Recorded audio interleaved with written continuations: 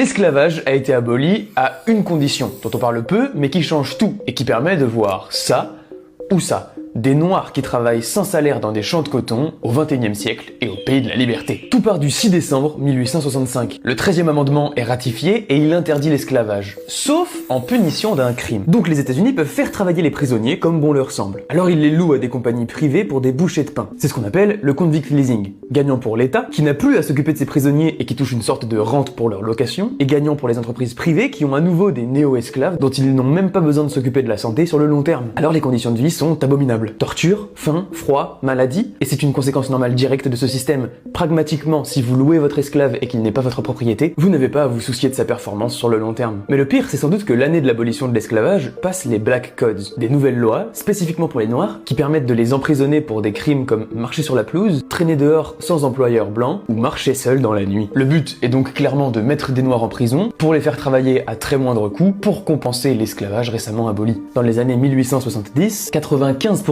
des prisonniers des États du Sud sont afro-américains. Et même si ce système du convict leasing a été aboli dans les années 20, un système similaire a perduré. Je t'explique. À partir des années 1970, les États-Unis rentrent dans l'ère de la mass incarceration. Entre 1970 et 2015, la population détenue est passée de 500 000 à 2,2 millions de personnes. Ce qui signifie que les États-Unis ont le plus grand nombre de détenus au monde. Et cette montée s'explique notamment par la War on Drugs, qui fait partie d'une stratégie plus large visant spécifiquement les Afro-Américains et les Latinos, qui, pour des crimes égaux, ont plus de chances d'aller en prison que des blancs. Et c'est pas pour rien, parce que ça alimente une véritable industrie. Déjà, on a 90 000 détenus en 2022 qui sont gérés par des prisons privées à but lucratif, qui génèrent des centaines de millions de dollars de revenus chaque trimestre. Mais surtout, le travail pénal obligatoire reste légal et pratiqué à grande échelle dans les prisons, où les détenus sont payés quelques centimes de dollars par heure, voire zéro dans quelques états, mais dont la valeur annuelle de production est estimée à 2 milliards de dollars.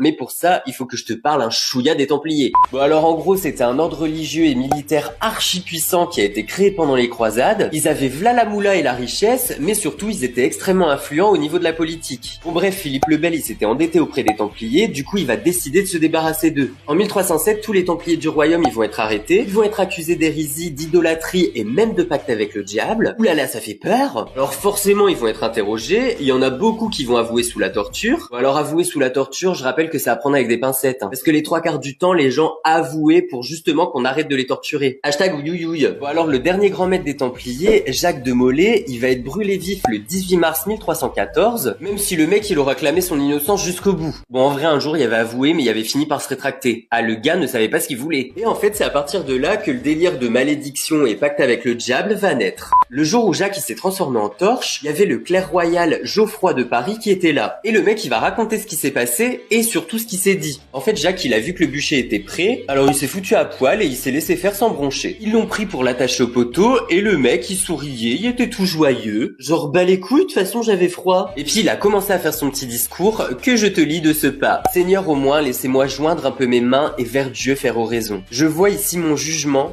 ou mourir me convient. Ah clairement pour lui c'est ok de crever. Et bon bah c'est là le plus intéressant. Je reprends. Dieu sait qui a tort et a péché. Le malheur s'abattra bientôt sur ceux qui nous condamnent à tort. Dieu vengera notre mort.